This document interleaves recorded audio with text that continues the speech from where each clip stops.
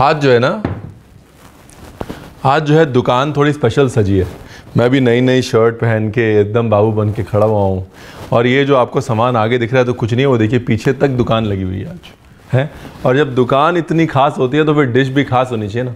तो जी नमस्कार, मैं हूँ रणवीर बरार। आज खासम खास भेलपूरी के साथ म्यूज़िक के बाद प्रोग्राम शुरू करते हैं। Rolling and action.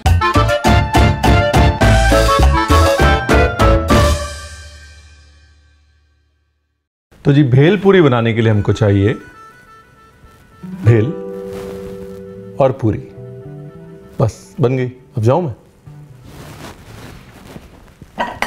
देखिए क्या है कि जो बेसिक कंस्ट्रक्शन है इस डिश का वो ये है कि कुरमुरा लिया जाता है।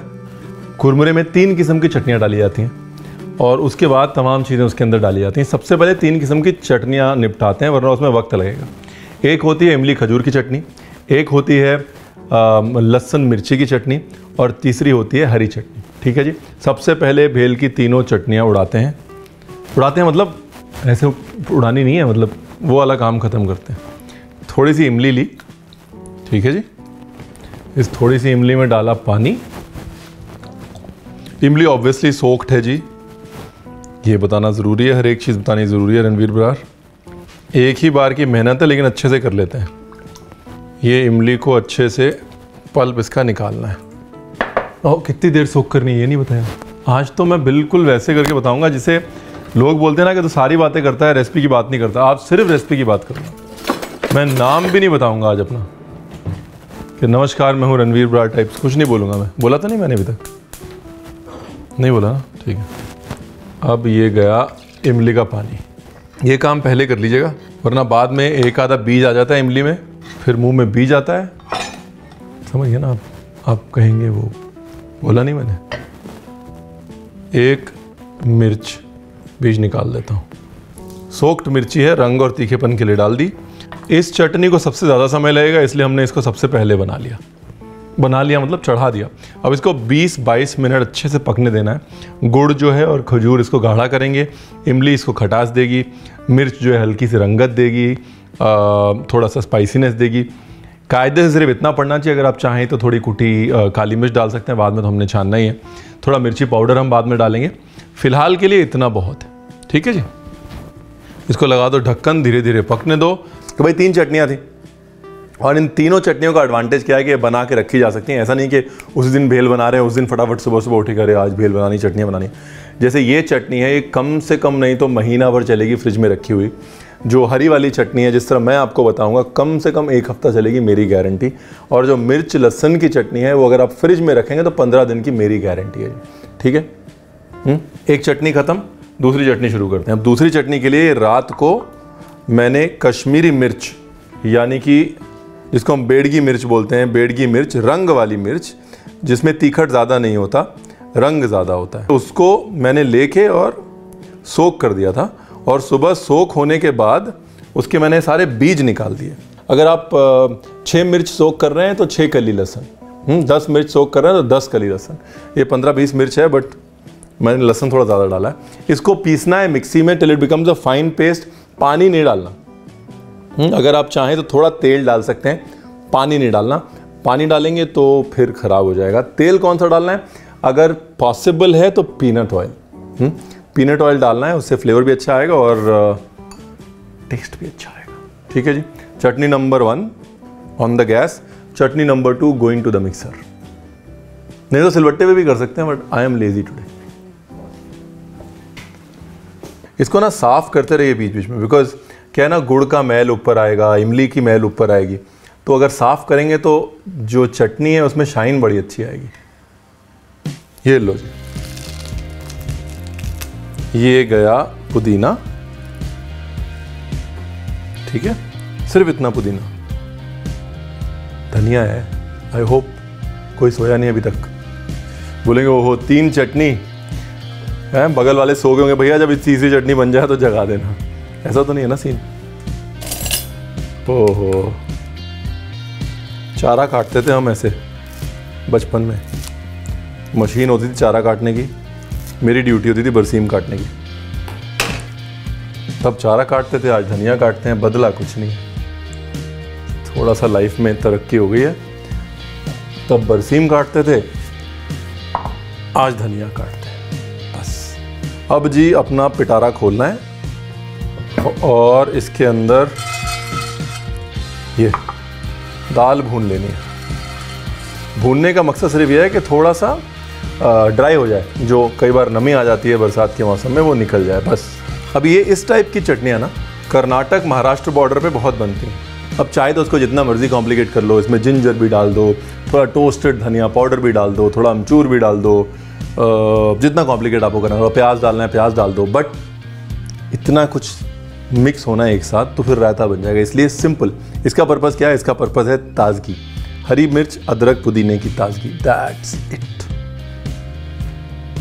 ये लीजिए, अभी खजूर ने क्या किया, गाढ़ा कर दिया, बस रेडी, खाएं भेलपुरी। देखो इसको पतला कर सकते हैं आप। मेरे लिए इतनी गाढ़ी बहुत है, थोड़ी गाढ़ी और ये होगी ठंडी होगी, ठीक है। अगर आप पैसे बचाने वाले भेलपुरी वाले भैया की तरह करना चाहते हैं तो थोड़ा पानी भी डाल सकते हैं, ठीक है। ये लो जी, ये हमारी 2 चटनियाँ रेडी। ये देखिए रंग देख रहे हैं कितना खूबसूरत है। बेलगांव में ये चटनी इस टाइप से चटनी के छोटे छोटे लड्डू बना के, गोले बना के सुखा लिए जाते हैं और आले पाक मिलता है, यानी गन्ने के रस के साथ वहाँ पर उनकी एक भेलपुरी होती है। उसमें ये बस चटनी का लड्डू जो है वो ऐसे करके तोड़ देते हैं और साथ में खाते हैं उसको। तो ये जो ड्राई दाल के साथ पिसी हुई चटनी जो है, इट्स अ वेरी बेलगांव, सिर्फ बेलगांव का नहीं लेकिन बेलगांव का बहुत प्रोमिनेंट कल्चर। ये जो चटनी है, ये जो हरी चटनी मैंने बनाई है, इसलिए बनाई है क्योंकि डबल पर्पस सॉल्व करती है। सूखी भेल में भी जाती है और गीली भेल में भी जाती है। लेकिन अगर आपको सिर्फ गीली भेल बनानी है तो जैसे आप बनाते हैं ना घर पे हरी चटनी, वैसे बना लीजिए, मतलब पानी वानी डाल के बना लीजिए। लेकिन वो पैसे बचाने वाले भैया की तरह ज़्यादा पानी मत डालिएगा, वरना भेल गीली हो जाएगी। और बेसिक हरी चटनी बना लीजिएगा, उसमें अदरक वदरक कुछ मत डालिएगा, मिर्च डालिएगा, धनिया डालिएगा, पुदीना डालिएगा, नमक डालिएगा, बस, ठीक है। इमली की चटनी पतली रखने में फ़ायदा ये है कि इमली की चटनी कोट करेगी, गीला कम करेगी। बाकी चटनी अगर आप पतली रखेंगे तो वो गीला ज़्यादा करेंगी, कोट कम करेंगी। इसको हल्का सा टोस्ट कर लें तो माइक्रो में डाल दीजिए 30 सेकेंड्स। हाँ, इसको ऐसे टोस्ट कर लीजिए, नहीं तो माइक्रो में डाल दीजिए 30 सेकेंड के लिए। माइक्रो जो है वो गुड इनफ है। जो भैया होते हैं उनका क्या होता है, ऐसे मूड़ी पड़ी होती है और बीच में एक डब्बे में कोयला जल रहा होता है, तो कोयले की गर्मी से मूड़ी क्रिप्सी रहती है, एकदम क्रिप्सी करारी। अब मैं लगे हाथ कर ही लेता हूँ सारा कुछ, है ना, लगे हाथ सब कुछ क्रिस्पी कर लेता हूँ। चना जोर गरम अगर आप चाहें डालना तो डाल सकते हैं। अब क्या है कि चौपाटियों पे जहाँ पे भेल बनती है वहाँ पे चना जोर गरम भी साथ में बिक रहा होता है ना, तो इसलिए लगभग हर भेलपुरी वाले के पास चौपाटी पे जब भेलपुरी बनती है तो चना जोर गरम होता ही है, बिकॉज वो दूसरा मेन्यू आइटम है, तो इसलिए वो भेल में भी डाल देते हैं। हाँ, अब आ रही ना आवाज़।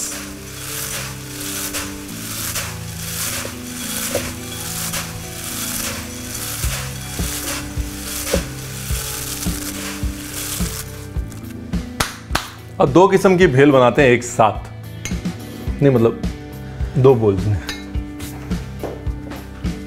चलो जी, हमने अपनी दुकान लगा ली है जी, भेलपुरी भेलपुरी भेलपुरी।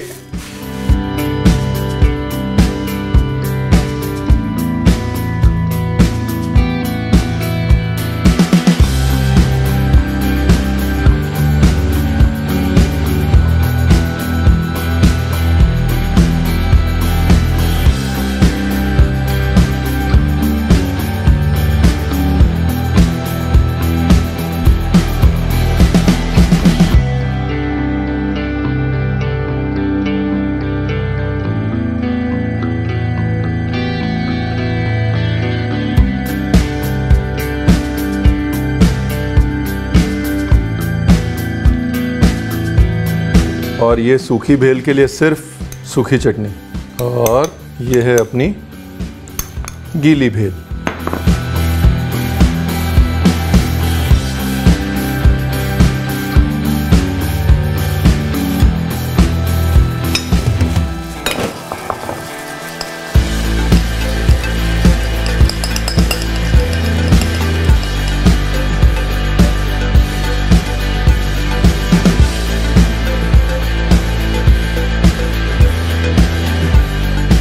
ब्यूटीफुल।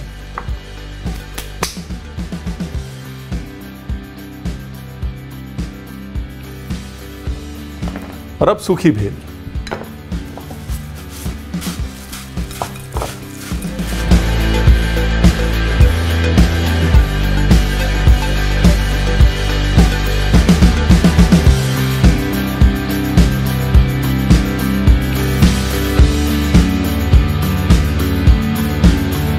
तो भाई इस चटनी की फ्रिज में रखा तो 15 दिन की गारंटी, इस चटनी को फ्रिज में रखा तो 1 महीने की गारंटी, इस चटनी की 1 हफ्ते की गारंटी, अगर धूप में अच्छे से सुखाया तो बाहर रखे हुए 1 हफ्ते की गारंटी। ठीक है जी। और इस भेल की फुल गारंटी कि 100% मज़े आने वाले हैं। ठीक है जी, ट्राई ज़रूर कीजिएगा। तो गारंटी ले ली मैंने। और जब ट्राई करेंगे तो नीचे कमेंट्स ज़रूर कीजिएगा, और जब कमेंट्स करेंगे तो सब्सक्राइब ज़रूर कीजिएगा। Thank you. और मैं खाता हूँ जी भेल। ठीक है ना फिर, चलो चलो चलो।